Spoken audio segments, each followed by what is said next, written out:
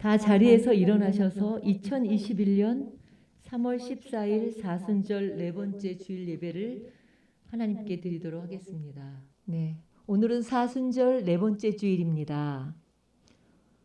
또 교회에 나와 예배를 드리는 성도 여러분과 또 집에서 혹은 지방에서 예배를 드리는 우리 모든 성도들에게 하나님의 은혜와 평강이 함께 하시기를 기원합니다. 오늘의 본문의 말씀은 민수기 21장 4절에서 9절 말씀과 요한복음 3장 복음서의 말씀을 가지고 함께 은혜를 나누려고 합니다. 그것을 바라보면 살리라. 이런 제목의 말씀으로 함께 은혜를 나누려고 합니다. 요즘 LH 공사 때문에 국민들이 분노하고 있죠. LH를 풍자한 패러디가 많이 등장해서 씁쓸하기도 하고 웃음을 자아내기도 합니다. LH가 꼭 우리 글로 한글로는 네와 같잖아요. 그래서 예능 프로그램에 나 혼자 산다의 로고를 합성해서 LH 혼자 산다, 내 혼자 산다 이런 사진도 보았고요. 또 내로남불을 LH로남불 뭐 이렇게도 이야기하고 밀레의 작품 이삭줍기에는 그걸 합성해가지고 묘목줍기로 바꾼 그런 사진도 등장했다고 합니다. 또 영화 속의 어떤 여자 주인공이 그 남자는 차도 있고 집도 있다고 하자 그 남자 주인공이 난 LH 다녀 이렇게 한마디 하니까 그걸로 끝장인 거죠. 또 LH에 다니는 직장인과 비교해 투표하는 글이 게재되기도 했는데요. 가령 LH 직원 대 강남의 3층 상가 건물주, LH 직원 대 의사, LH 입사 대 현대차 입사, 즉 누가 나온지 설문을 올리는 식인데 단연 투표 결과는 뭐예요? LH가 훨씬 높은 응답률을 이제 보였다고 합니다. 이 우리의 지금의 세상에 되어지는 일들을 이렇게 패러디한 참 씁쓸하기도 하고 웃음이 나오기도 합니다. 우리 사회는요 굉장히 속성을 좋아해요. 그래서 뭐든지 뭐 학원에도 뭐 1개월 속성 과정 뭐 이런 거 있죠. 또 3일 완성, 속전속결 이런 말을 좋아합니다. 근데 우리는 오래 걸리는 거, 힘든 걸 싫어해요. 불법을 해서라도 빨리 돈을 벌려고 하고 뭐든지 먼저 해치우려고 하고 또 뭐든지 길이 아니라도 지름길이 있으면 그 지름길로 가려고 하는 거죠. 그런데 놀라운 것은요. 성경을 보면 하나님이 하시는 그 일에는요. 속성이 없다는 거예요. 우리는 뭐든지 하나님 이것 좀 빨리 이루어 주세요. 빨리빨리 이렇게 되게 해주세요 라고 그걸 원하지만 하나님은 한 번도 그렇게 하는 걸 본 적이 없어요.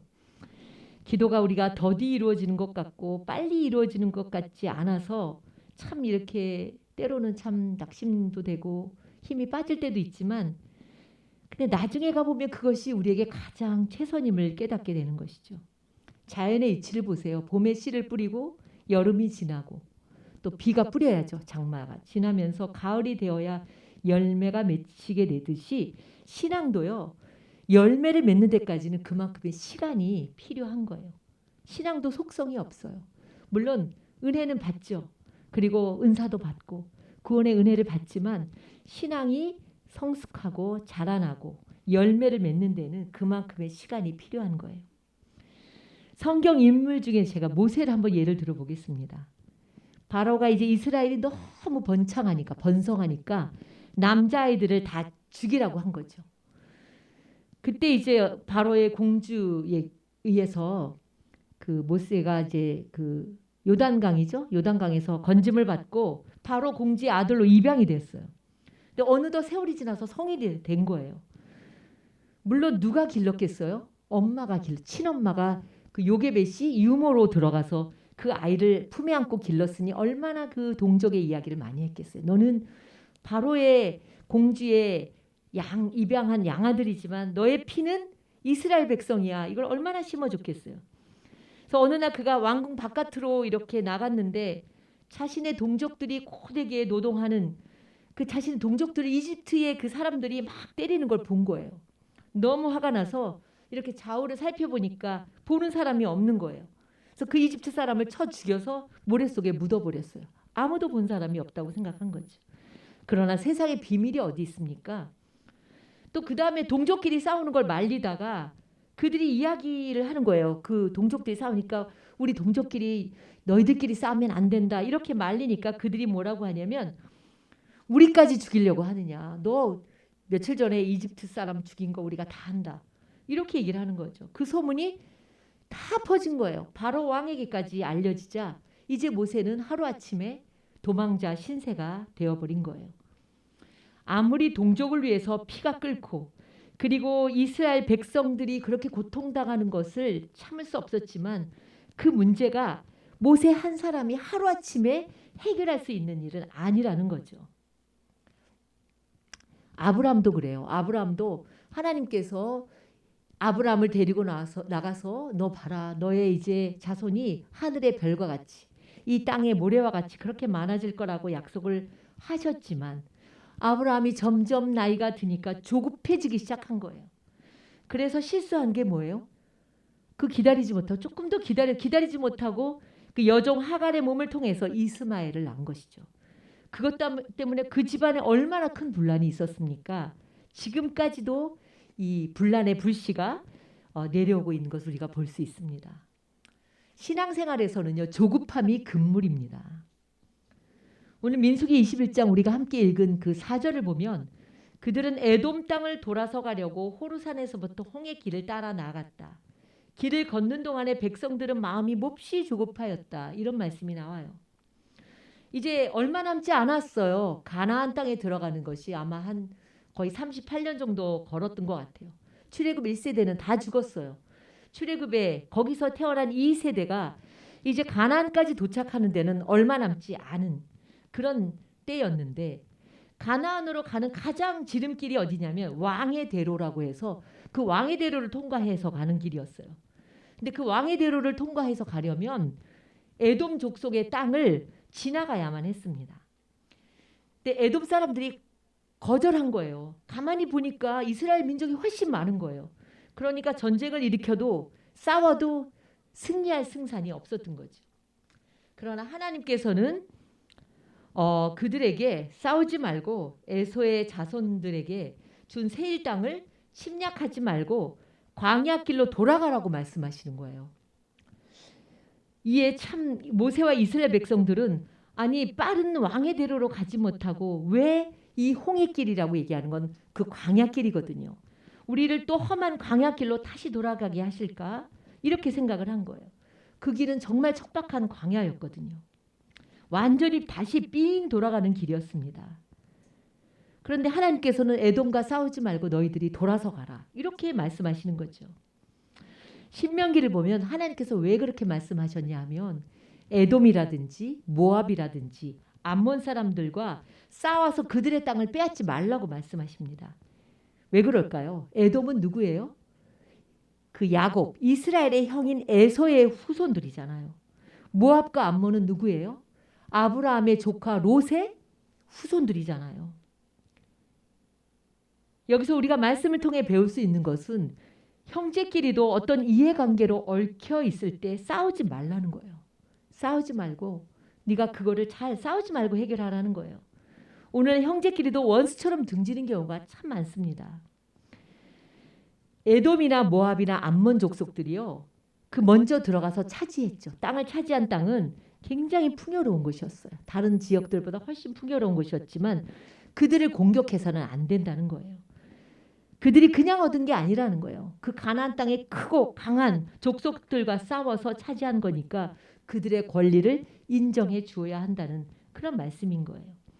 그거보다 더 중요한 것은 왜 싸우지 말고 돌아가라고 말씀하셨냐면 그 지역이 하나님께서 이스라엘에게 주리라고 약속하신 약속의 땅이 아니라는 거예요. 이스라엘 백성에게 약속하신 땅은 따로 있는 거예요. 근데 그걸 뭐하러 거기 싸워서 그 땅을 뺏을 이유가 하나도 없는 거죠. 내 것이 아닌 다른 사람의 것을 탐내거나 빼앗으려고 해서는 안 된다는 걸 말씀해 주시는 거예요.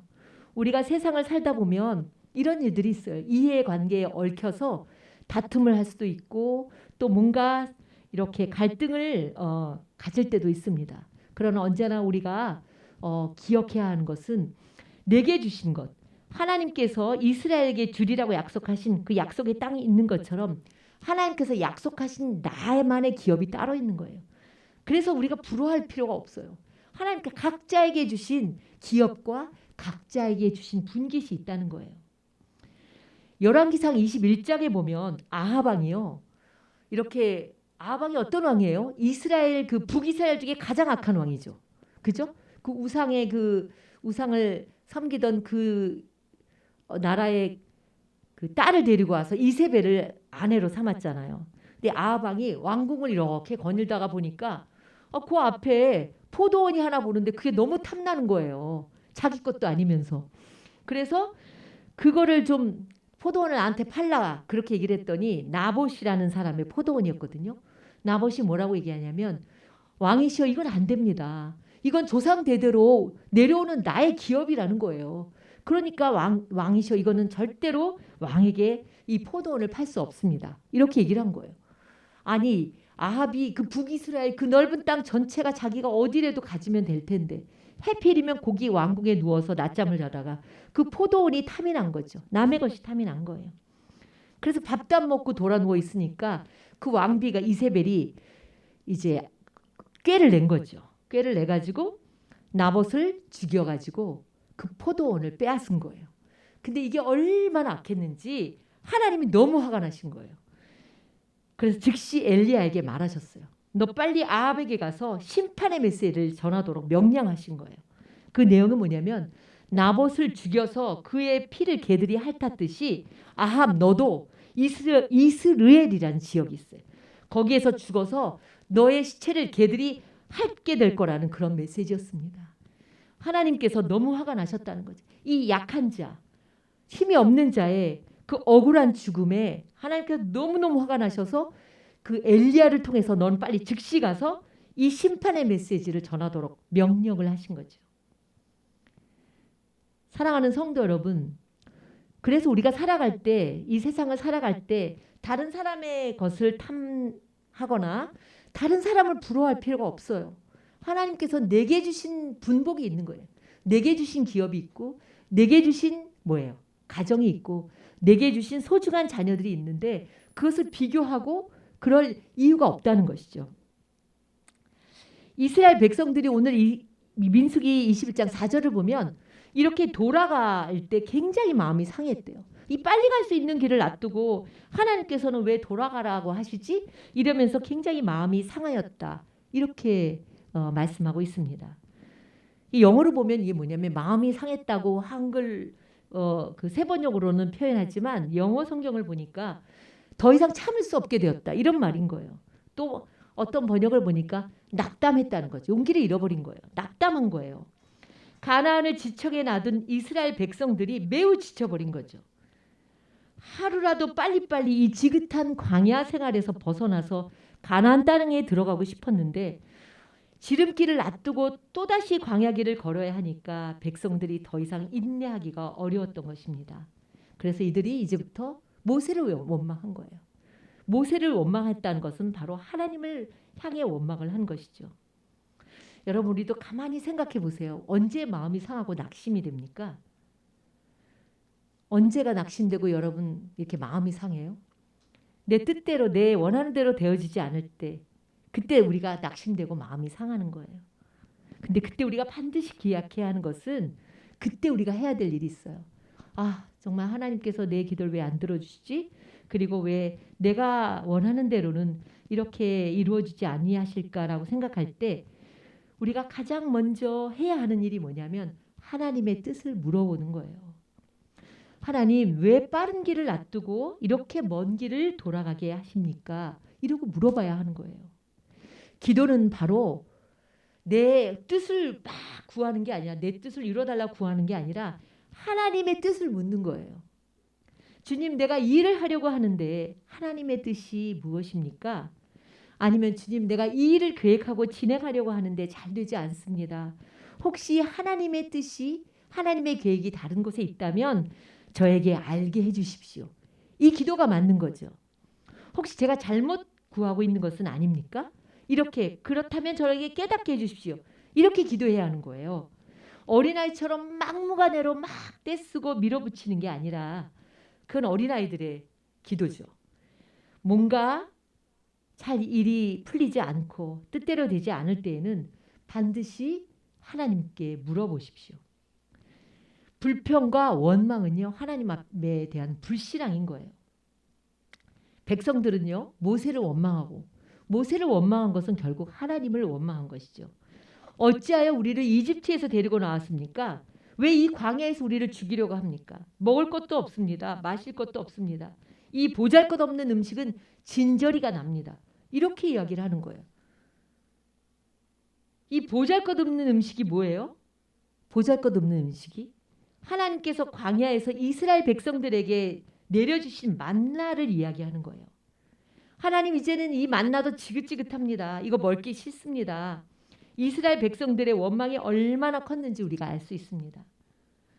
이 만나는요, 하나님께서 광야에 이스라엘 백성들이 굶어 죽을 수밖에 없는 그들을 불쌍히 여기셔서 하늘로부터 내려주신 특별한 음식이었어요. 보잘것없는 음식이 아니었어요. 수십 년 동안 매일매일 이렇게 주시는 그 만나를 먹으면서 처음엔 어땠어요? 감사했죠. 그리고 너무나 황송했어요. 그리고 처음에 먹을 때는 꿀처럼 달았어요. 그리고 너무나 기쁘고 감사의 마음을 가지고 먹었지만 이 광야 생활에 익숙해지고 매일매일 만나를 먹다 보니까 이제는 이 음식이 뭐예요? 진절머리가 나고 좀 더 다른 음식을 생각하고 불평을 하고, 이제 더 나아가서는 애굽의 종살이에서 구원해 주신 하나님을 향해서 원망의 목소리가 크게 이제 막 나온 것이죠. 이들이 광야 생활에서 지금까지 살아올 수 있었던 것은 전적으로 하나님의 은혜였습니다. 낮에는 구름 기둥, 밤에는 불 기둥으로 보호하시고 또 만나와 메추라기로 먹여주신 그 하나님의 이제 은혜를 점점 잊어버린 채 하나님을 향한 원망의 목소리가 점점 커지고 있었던 것이죠. 이제 조금 있으면 가나안에 들어가는데 그 남은 얼마 남지 않은 여정을 참지 못하고 하나님을 향해 원망하자 하나님께서는 이스라엘 백성들에게 불뱀을 보내신 거죠. 그리고 그들을 물게 하신 거예요. 이 끔찍한 재앙이 내린 거예요. 그리고 이 사건을 통해 하나님께서는 하나님 자신을 불신하고 원망하는 죄를 얼마나 크게 심판하는지를 우리가 볼 수 있습니다. 그때 21장 민수기 21장 7절에 보면 백성이 모세에게 와서 간구해요. 불뱀에 막 물리자 와서 우리가 죽을 죄를 졌습니다. 이 뱀이 우리에게서 물러가게 해달라고 기도해달라고 막 이렇게 하나님께 기도해 주세요 라고 모세에게 이제 살려달라고 막 기도를 합니다. 자신들의 잘못을 회개하고 뉘우치자 모세는 이스라엘 백성들을 위해 하나님께 중보 기도를 하는 것이죠. 기도를 들으신 하나님께서는 불뱀에게 물린 백성들이 살 수 있는 길을 열어주셨습니다. 주님께서 모세에게 이렇게 말씀하셨어요. 너는 불뱀을 만들어서 저 기둥 위에 달아놓아라. 그리고 물린 사람들, 불뱀에게 물린 사람들은 누구든지 그것을 보면 살 것이다. 이렇게 말씀하시는 거예요.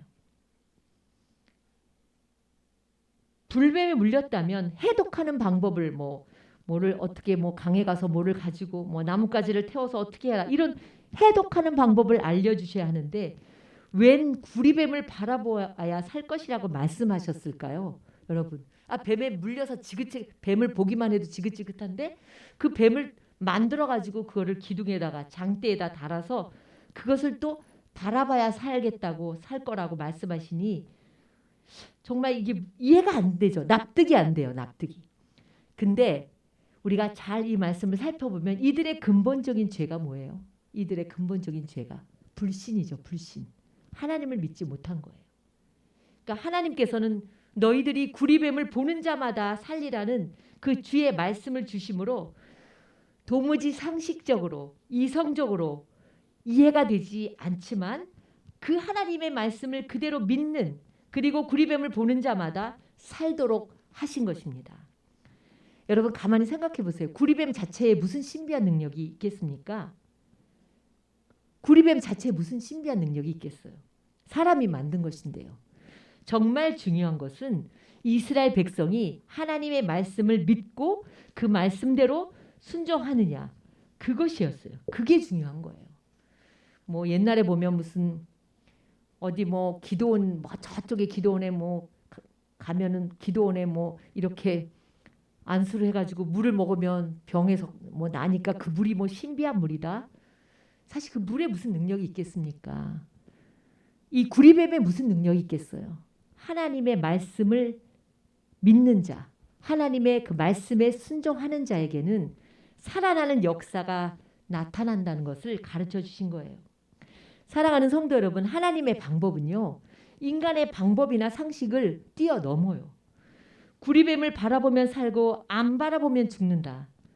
그래서 어떤 사람들은 끝까지 에이 무슨 구리뱀을 쳐다봐. 아유 뱀이라면 지긋지긋해. 쳐다보지 않은 사람들은 다 죽었어요.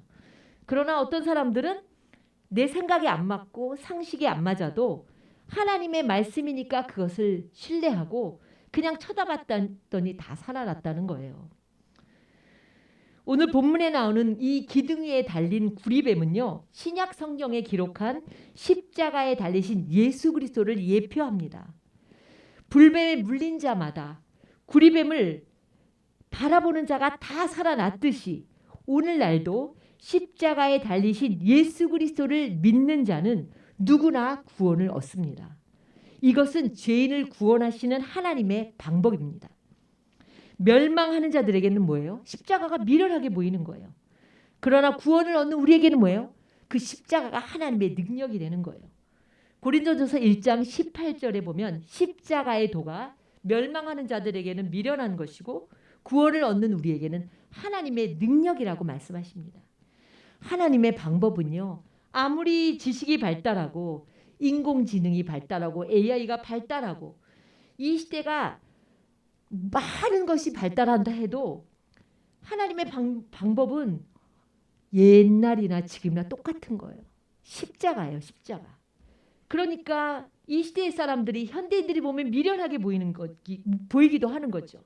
그러나 하나님의 방법은요, 세상의 사람들이 보기에는 미련하게 보이는 것이나 그 속에 구원의 은혜와 구원의 능력이 담겨 있는 것입니다.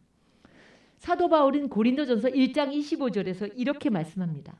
하나님의 어리석음이 사람의 지혜보다 더 지혜롭고 하나님의 약함이 사람의 강함보다 더 강하다는 거예요. 지금도 그렇습니다. 아무리 과학이 발달하고 모든 물질로 안 되는 게 없다고 해도 돈으로 안 되고 과학으로 안 되는 게 있어요. 좀 얼마나 많아요? 좀 이런 이야기 하는 건 좀 그렇지만 모 그룹의 회장을 보면 젊은 회장을 보면 너무 안타깝기 그지 없습니다. 프로포폴 중독이지 않습니까? 계속 그게 세워져 나오고 있어요. 아무리 잘해도 뭐 장 사장이라는 이름으로 병원마다 다니면서 프로포폴을 맞는 거죠. 젊은 나이에 회장이 되었고 그리고 가정은 깨어졌고 너무나 짐이 무거운 거죠. 정권이 바뀔 때마다 붙잡혀가고 또 잡혀가고 너무나 짐이 무겁고 과도한 피로감과 불면에 시달리겠죠. 프로포폴이 뭐예요? 일명 우유주사라고 한대요.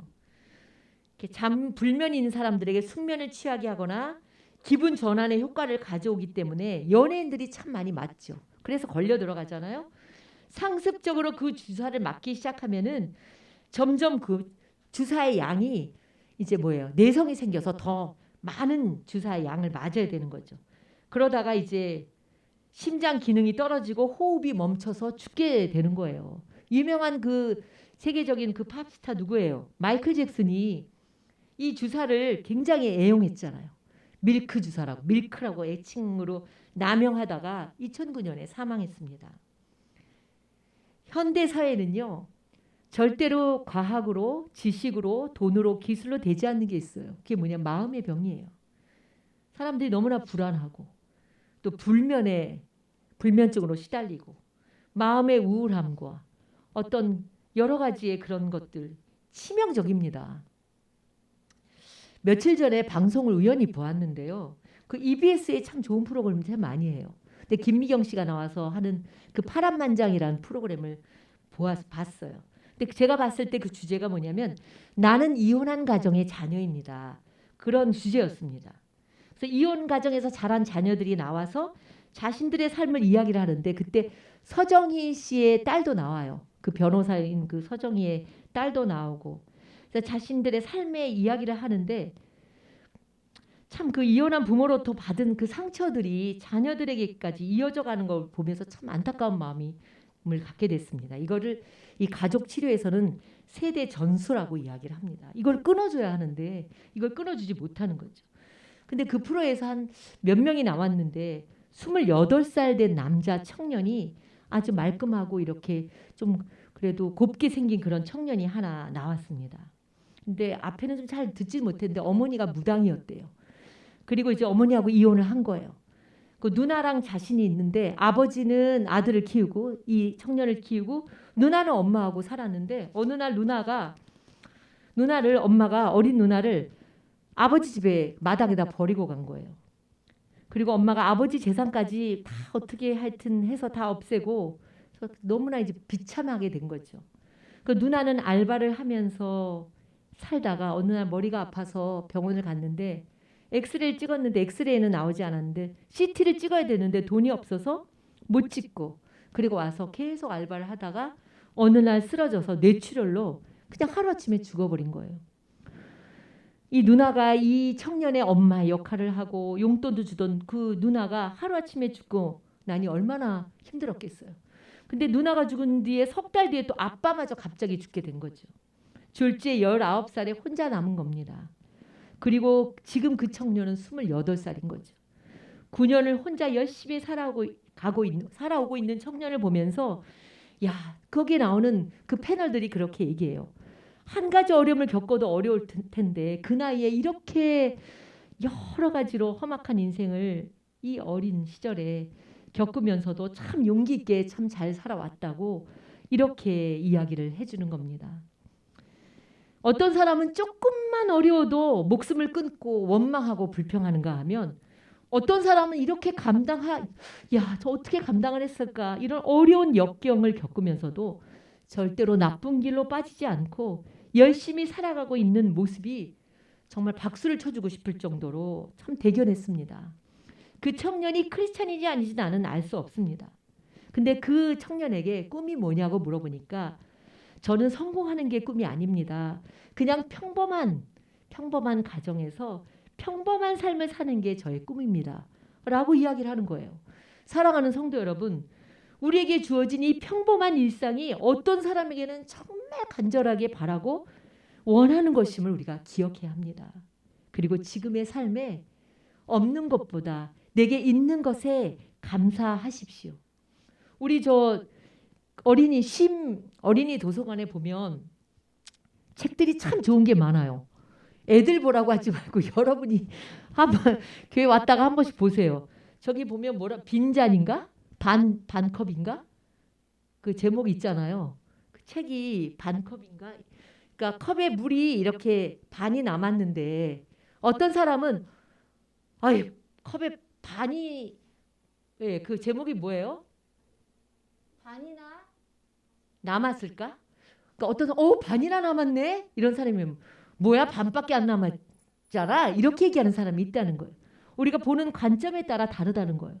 책들이요 하나도 그 뭔가 주제가 없는 게 없어요. 여러분이 이렇게 솔직히 말하면 두꺼운 책 안 보시잖아요. 도가책부터 우리 어른들이 봐야 돼요. 저 얼마나 좋은 책들이 많은지 알 수 없어요.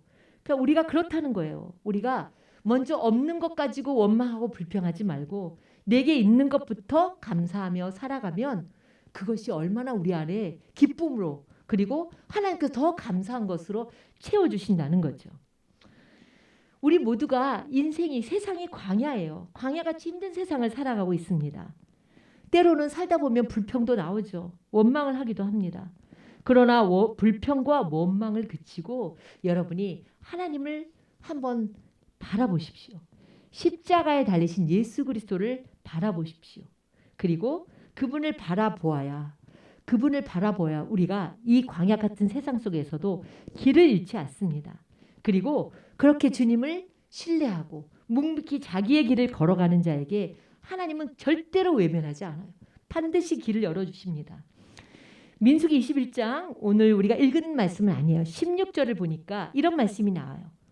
그렇게 이제 원망하고 불평하던 이스라엘 백성들이 이제 구리뱀을 바라보고 하나님께서 그들을 살려주시자 이제는 묵묵하게 하나님께서 가라고 하시는 그 길을 순종하면서 걸어갑니다. 여기도 지나고 저기도 지나가면서 이제는 하나님께 순종하며 걸어갑니다. 그런데 16절을 보니까 놀라운 말씀이 있어요.